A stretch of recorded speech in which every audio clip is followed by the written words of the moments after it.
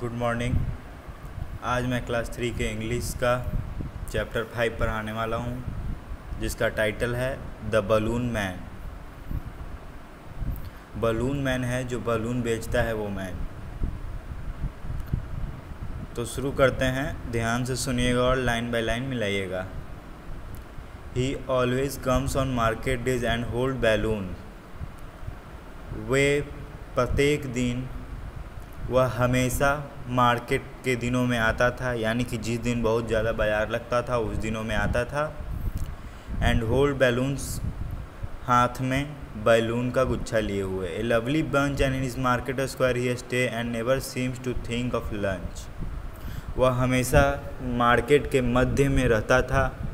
यहाँ पे स्क्वायर का मतलब मध्य होगा, स्क्वायर का मतलब चौकोन नहीं, मतलब मार्केट है उसके मध्य में चारों दिशाओं के बीच में होता है।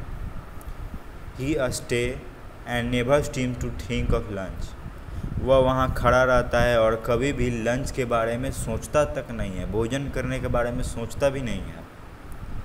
They had read and purple, blue and green, and when it is sunny day the cart and the people get between you seem them shining far away.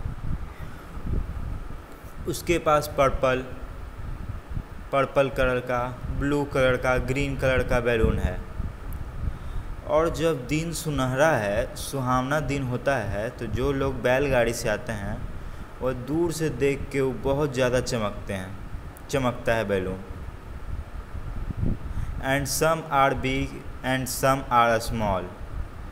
कुछ बैलून छोटे हैं, कुछ बैलून बड़े हैं। All tied together with string. और सभी balloon धागे से, स्ट्रिंग से बंधे हुए हैं। And if there is a wind at all they tugged and tug like anything.